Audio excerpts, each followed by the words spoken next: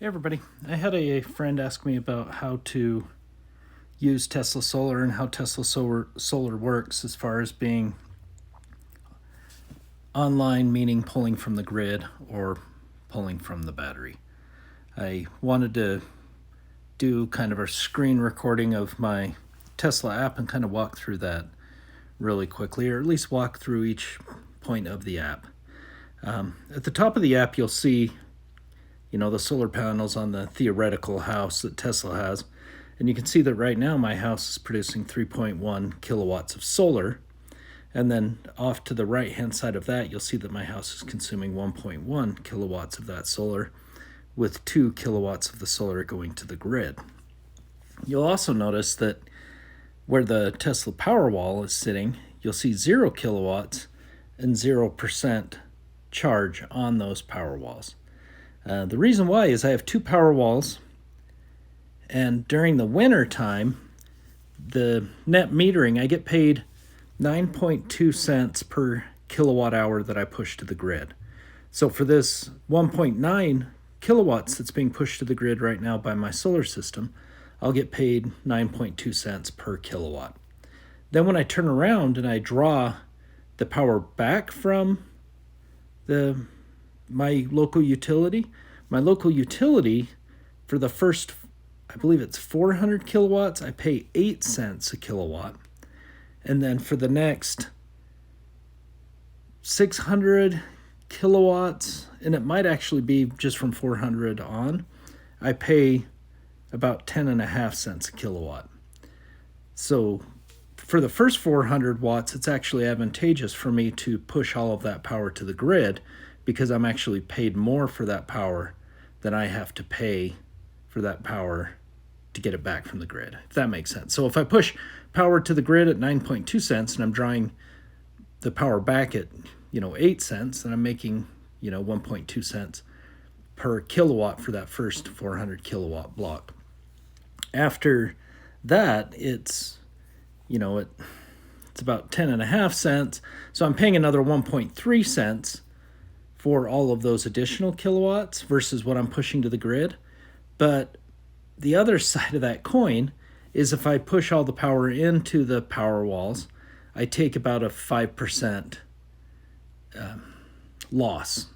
So there's a conversion loss there that's about 5% for every kilowatt I push into the battery. And then when I pull the power back out of the battery, there's another 5% conversion loss. So overall, there's a round trip 10% conversion loss. So using that same math on that 9.2 kilowatt or 9.2 cents per kilowatt, that you're going to lose 10% of that pushing it to the grid. So you're up to 10.1 cents after the conversion. So it's probably advantageous to push it on and off the battery, but then again, you're wearing your battery every time you push it to or from the battery. Does it really matter in a 10,000 cycle battery warranty? Does it matter if you're pushing it there or not? Probably not. But I don't push as much power to the batteries during the winter. What I do during the winter time is I pretty much have the power walls off, and there's just a switch on the side of the power wall. And I should probably make a video on that. But there's just a switch, and I just flip the switch off. Takes the power walls offline. You'll still see that they're still detected because you see the Powerwall ×2, but it's just not charging or discharging. And then I try to every Sunday and then usually Wednesday or Thursday, I'll turn the Powerwalls on, let them charge up 10 to 20%, and then I discharge them back down to 50%. And I have those Powerwalls charged at 50% all the time, because looking at Battery University, all of the other resources out there, pretty much everybody says that, a 50% battery level is kind of the most ideal place to be. So anyway, so that's kind of the layout, why I have my Powerwalls currently off, why I'm doing that. So the first item in here is your energy button. And on the energy button, you'll see there's a bar up at the top. It says your net grid usage, and that net grid use is negative 10 kilowatts, meaning that through all the power that I've used today versus the power that has been generated by the solar, I've pushed 10.2 kilowatts of that power to the grid more than I've used all day long. So you'll see down towards the bottom, I pulled 11.9 kilowatts from the grid, I pushed 22.1 kilowatts to the grid, and my net usage is negative 10.2 kilowatts. If you go over one button, you'll see that now the battery is highlighted. And on that battery highlight, you'll see that today is one of the days that I decided to charge my battery. And so I charged my battery, not for a great amount of time, but I did put 3.7 kilowatts onto that battery. The 3.7 kilowatts, I have two Powerwalls. Each Powerwall has 14 kilowatts worth of storage, and you can draw 13 and a half of that after your conversion loss, and there's a little bit held on the battery to keep it from breaking. But you pretty much have 14 across each battery, so a total of 28 for those two Powerwalls. And I did charge more than 10% today because I got busy doing some work stuff and just forgot to go turn them back off again.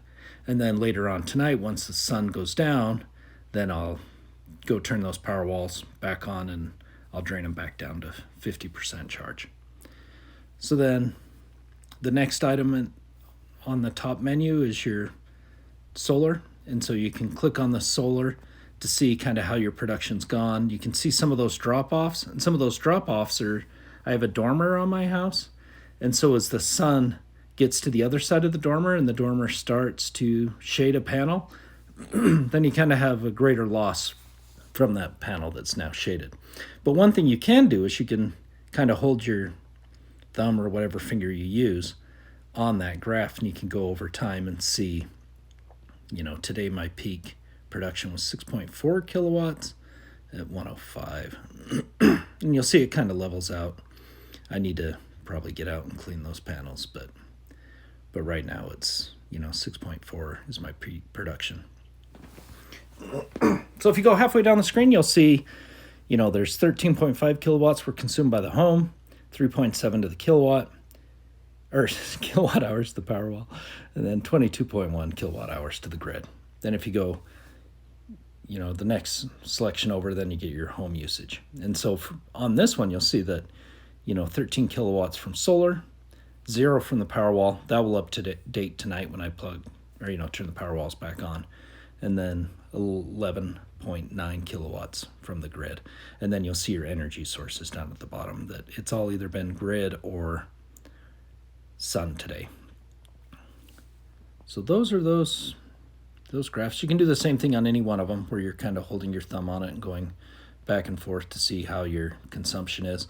Like if you have an electric dryer or a electric range, charging your car, anything like that, you can kind of see how much power each of those devices are using. And each one of these kind of peaks and troughs going along here, that's as my heater's cycling on and off.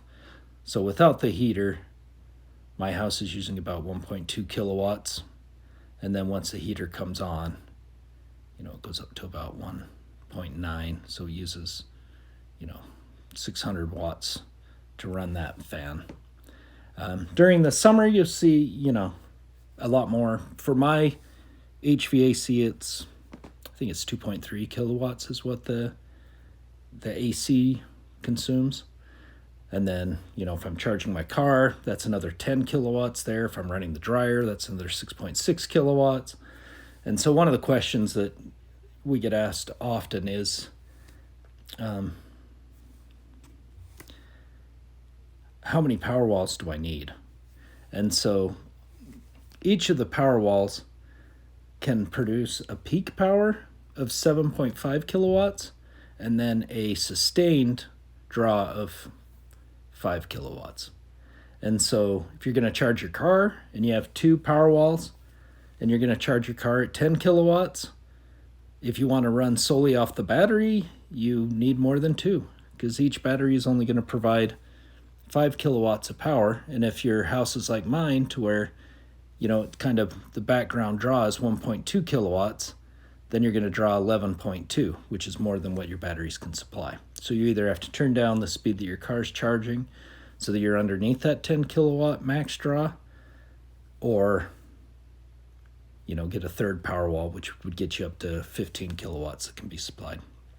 Anyway, that's the energy option. The next one is impact. And this impact is oftentimes confusing to people because they'll look at it a lot and it's actually impact. It usually says there it is. 52% self-powered today. So oftentimes people get confused because they'll go to energy, they'll look at their home or even their solar, wherever they're looking, and they'll say, wait, I pushed 10.3 kilowatts of power to the grid, more than I used all day. I've got a negative 10.3. How am I not 100% self-powered? And the reason why you're not 100% self-powered is you just go over to the home option and you'll see energy sources. And it says right there on your self-powered. So it's saying that you've drawn 52% of the power for your home from the sun. So you're 52% self-powered. Now, if you pulled the other 48% from your Powerwalls, then you'd be 100% self-powered because all the power your home is consuming either came from your solar panels or it came from your Powerwalls. So anything that comes from the grid, independent of what you've pushed to the grid, reduces your self-powered ratio. So you pull, let's say you use 100 kilowatts in a day and you pulled 1 kilowatt from the grid, you're 99% self-powered, independent of however many more kilowatts you push to the grid. It's all about that self-powered it's all about, can you be grid free? I think is your way of looking at it. And if it's anything less than 100%, then you can't really be grid free. And in most places, like the state I live in, I've been told by the utility that comes out and reads my meter, because I joked with her about, turning my meter off and removing it. And she said there's actually laws against asking your provider to remove your meter. It's illegal to disconnect yourself. So I did, Googling, and who knows, right? You can find anything you want on Google.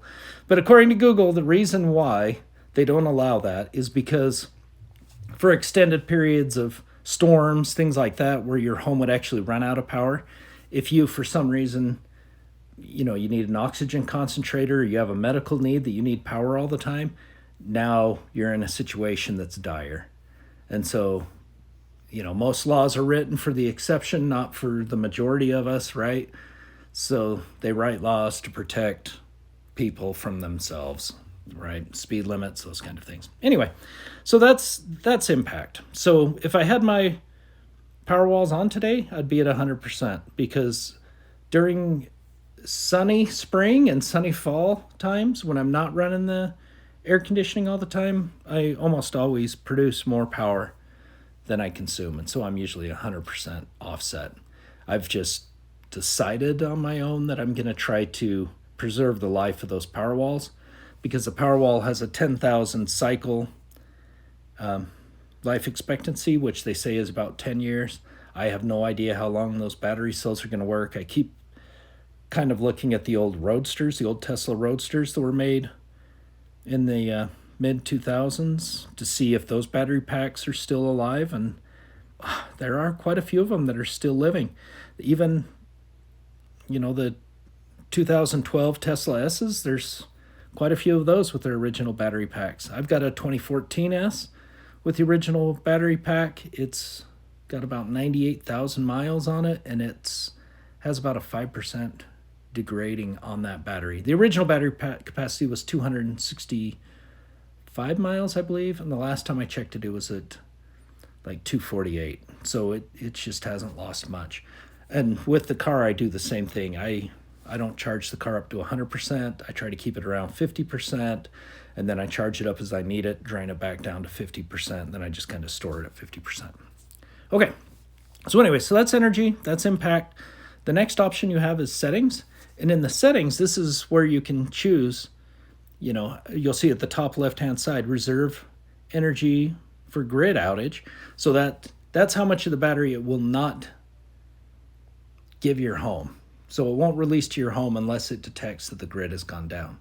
And then the other half is what you're going to use for self-powered. So you can grab that slider and you can decide, I only want to draw 10% of the battery power to my home every day. So I'm going to let the batteries maintain a 90% charge level all the time. And then every day I'll discharge it down to 90. And then the next day when the solar comes up, I'll charge it back up to 100%. Once the solar or the sun's gone down, I'll switch over to battery power and use 10% and then return back to grid power. And that's underneath your self-powered option you'll see below is checked. Once again, I everybody's got differing opinions and everybody wants to get in an argument over it. What I've looked at on Battery University, and you've got to just make a decision for yourself what you're comfortable with. I trust that those guys know what they're talking about with lithium. And in my mind, having something at a low state of charge is not healthy, and having something at a very high state of charge is not healthy, right? You have a lot of energy inside of a battery pack. Just like heat on any surface, the hotter the surface is, the more energy that is contained on that surface, the faster it's going to degrade. That just makes sense to me. So I don't want things close to 100%. It'd be nice if what they say is 100% on a battery pack is really, the 100% of where the battery has a charge and is stable and doesn't degrade, but that's not the reality. The reality is 100% there is, batteries do degrade at that level using specific battery chemistries. You can get different battery chemistries that love to be at 100%. Lead acid loves being at 100%. Lithium that are in a lot of these cells, like in the car, in the Tesla cars, those kind of things, currently they don't like to be at 100%. They are building a different chemistry, a lithium chemistry in the cars they're selling in China that love to be at that 100%. So the recommendation there, charge it up to 100% and have it there all the time. And that's good, right? Because for a lot of people, they get weirded out if it's below 100. I'm not one of them. I'm completely happy being wherever the battery is the safest and it's going to have the most longevity. That's where I like to be. So anyway, I keep these battery packs 50%. So the first option is self-control mode. You'll see self-powered. Powerwall can optimize for energy dependence or cost savings. So you can, choose whichever one you want to do. You can do your own math based on what you're paying your local utility for power, and then figure out, where you want to balance what you're drawing from the grid versus what you're drawing off your batteries. Kind of make yourself an educated decision based on your situation. So there is this other option of, time-based control. And the time-based, you can actually... Yeah, it's down. You'll see it's in, middle half of the screen. It's your utility rate plan. And so with this utility rate plan, you can go out and you tell it, what are the different options that your utility has. So you'll see my utility is Rocky Mountain Power, and I have a residential time of use. So I have a residential time of use. I have 2 seasons. The first season is October through May. And that season of October through May, there really isn't a whole lot of an advantage of not using grid power, as I went over earlier, right? I've got 2 different schedules. The first one, is about 8 cents for the first 400 kilowatts. The second is above that, and I pay about 10.5 cents. And Rocky Mountain Power is paying me 9.2 cents. So for me, I kind of make the decision that makes the most sense to me. So during this time, I just, mostly turn my Powerwalls off. So the second season, though, you'll see down here, is June through September. And June through September, I have another option with Rocky Mountain Power called peak power. And the peak power is, you'll see as it's defined for the weekend schedule, peak power is 1 p.m. through 8 p.m. So during that peak time, for every kilowatt hour I pull from Rocky Mountain Power, I pay them the same tiered pricing, but I also pay what I look at as a penalty. I'll pay them another 4.5 cents per kilowatt that I draw on top of my regular rate. So for every kilowatt I draw between 1 and 8 o'clock, I pay them another 4.5 cents. And some people could be thinking that's not that big of a deal, but your 1 to 8 p.m., that's when your AC is running the most, right? So like charging the car, I can easily say, hey, start charging the car at 8:05. But to say, let's not run AC at all, that's not as easy, right? So that's where the Powerwalls come in to play, is between 1 and 8 o'clock, I'm running off those Powerwalls to feed my air conditioning units. And something to keep in mind there is you're going to have summer storms, but those summer storms don't always alleviate the heat. So because your house is still hot, you still need to run your AC, but you have not had any solar to charge your batteries. But you need to draw power off of those batteries, right? You only have so much capacity there. And using the federal alternative energy grants, or it's a tax credit, to use that tax credit, you can only charge your Powerwalls up to, I believe it's 10% from the grid. So the other 90% of the power going on and off of those Powerwalls has to be supplied by alternative energy, such as the solar that's attached to your house. Solar, Tesla doesn't do wind that I know of, but some other low carbon solution. So because of that, Tesla is not going to give you the ability to say, oh, well, I'm going to be running today and it's cloudy, so I want to run my Powerwalls or charge them off the grid. It doesn't do that. It does have something called Storm Watch. We'll go over that in a second. But the Storm Watch means that Tesla detects in your area there might be a grid outage. So whatever storm is coming in, it's got to be, and I'm using air quotes, significant enough that Tesla believes that you might have a grid outage. And because of that potential grid outage, it charges your Powerwall, and it does not discharge your Powerwall until the storm is passed. So if you have Storm Watch on, you go into your peak power, and it decides, oh, you might have a power outage, it's going to start charging your batteries during peak power. And it won't let you discharge them. So you're getting double hit there because you're charging your batteries and you're going to lose 10% on the power going into those batteries. So not only for me am I paying my regular tiered pricing, but on top of that tiered pricing, I'm going to pay another 4.5-cent penalty, and I'm losing 10% of the power that I'm using and having go against that penalty because of the loss going in and out of that battery. So for me, and everybody's different. Some people set it, forget it, and they don't care. But for me, it matters. I don't like, paying that money out for stupid things like that. So a lot of the times during the summer, if there's a storm coming in, I'll turn on my Storm Watch up until 1 o'clock, and I hope that it starts charging from the grid. And then at not 1, but usually 12:50, because it takes time for these settings to hit the Tesla server, bounce back to your Powerwall, change the configuration there so you can start drawing power. So I'll usually, 10 minutes before my peak power starts, I'll turn off that Storm Watch. And so then it will start draining the power, to run my house. But it's a gamble, right? But Storm Watch in the winter, I have it on all the time because it's like, hey, if a storm's coming in during the winter, I don't want to be in that Texas situation to where I lose power and I'm out for days and I've got nothing to do but pay an exorbitant amount or have pipes in my house freeze. Not worth it to me.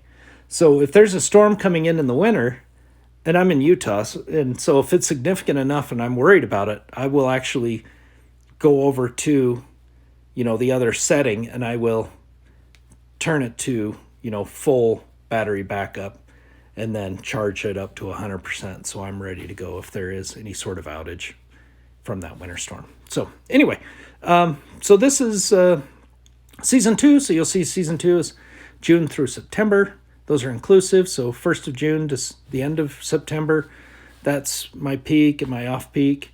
And then you'll see down here on the weekend schedule, it's all off peak. And so you'll see the off peak buy pricing.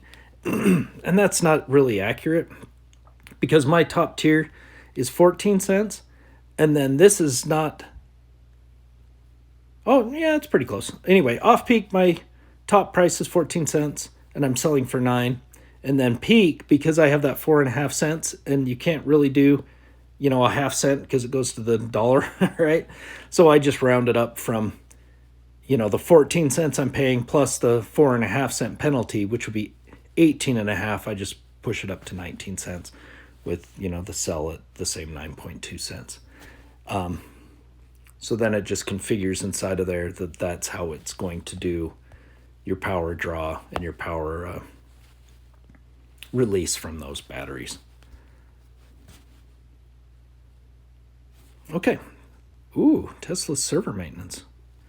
All right, so that's on the settings. So you have the self-powered or time-based controlled. And once again, since I'm in the winter time, I just go over to self-powered.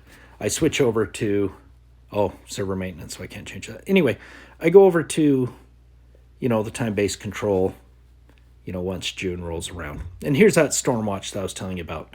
And it's, it says Powerwall will react to significant weather events. And what they determine as significant, I don't know. Sometimes our house has gotten hit by wind that is insane. And it's like, how has storm watch not kicked on?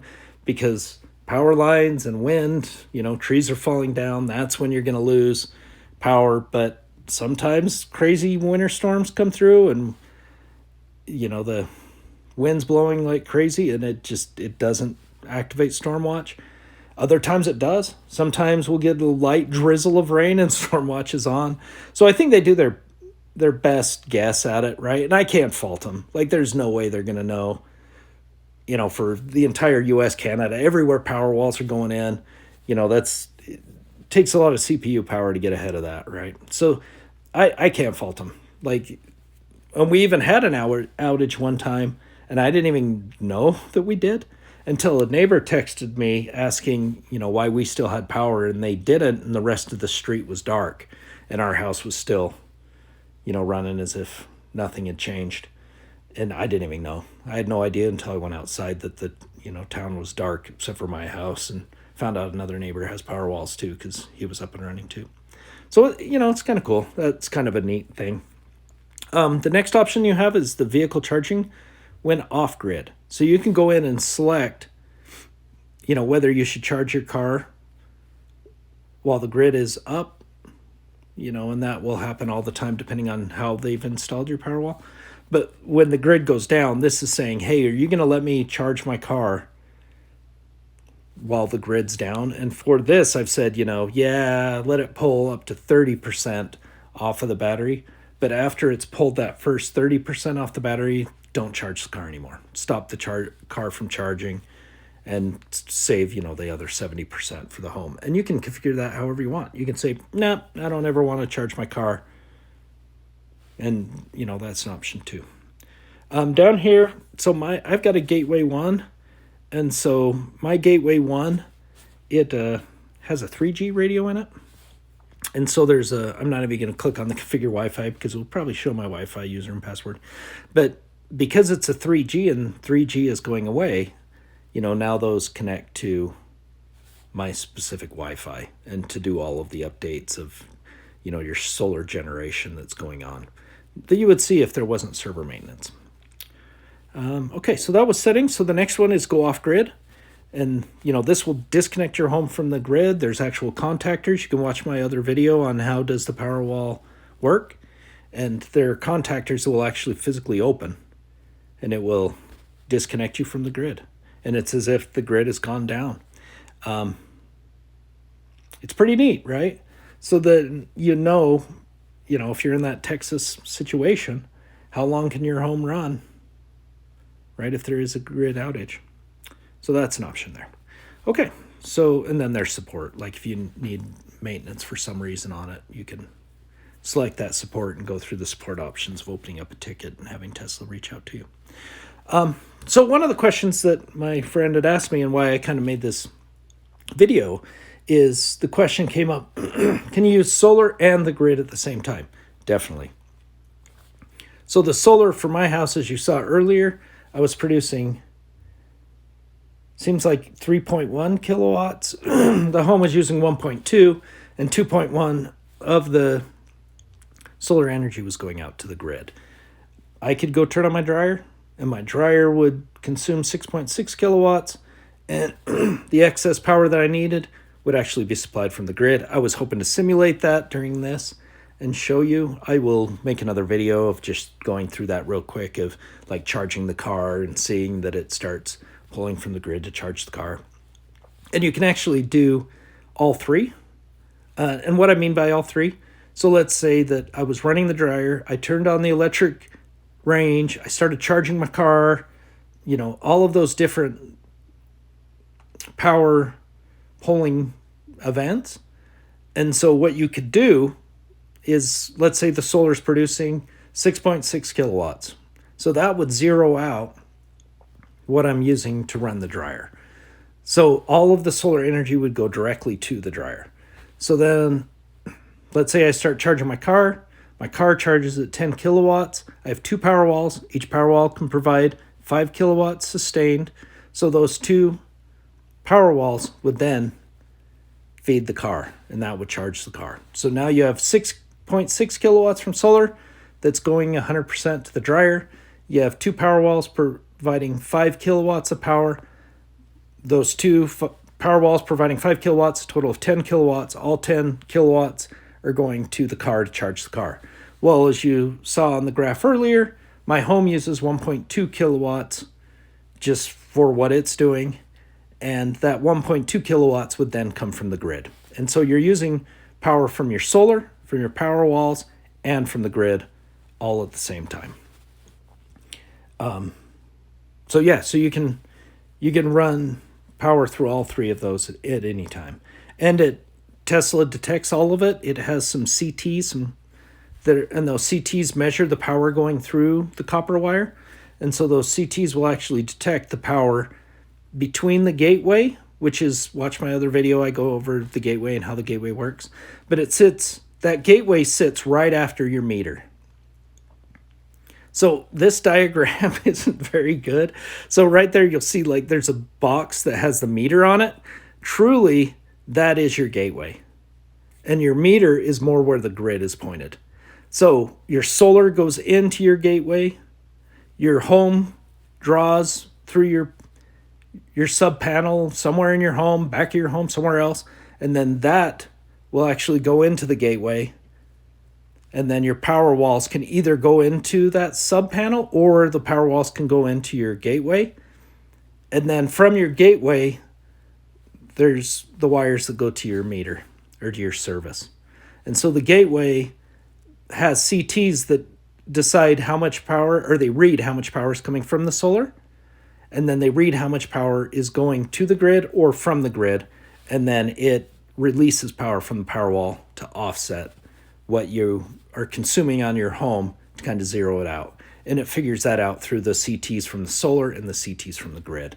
It doesn't have a CT for the Powerwall because there are 4 communication lines. I actually used wiring for my sprinkler system. So it's a 16 gauge, 16 by 5 wire, and I ran that down to the first Powerwall. And then it's like an old token ring. You pull out a terminator out of the first Powerwall, plug that terminator into the second Powerwall, and then run wires from the first Powerwall to the second Powerwall. And you kind of daisy chain them that way. And then the gateway decides through those CTs, how much power is the house using? How much do I need to release from the Powerwalls? And so that's how that works. Okay, well, I was hoping to show you a couple more things. I had no idea that we'd go into server maintenance, but I'll get this video uploaded, and then I will make a second one of kind of showing as you're turning draw from the house, like turn on the dryer, see that the dryer is now drawing power, through this UI, start charging the car, see that, the car is going to start drawing power from the Powerwalls from solar, and then you'll see it come in from the grid if I'm using more than what the Powerwalls and solar can generate. So anyway, thank you for watching. Please let me know if you have any questions. The comments are wonderful. Dialogue is great too. So thank you so much for watching.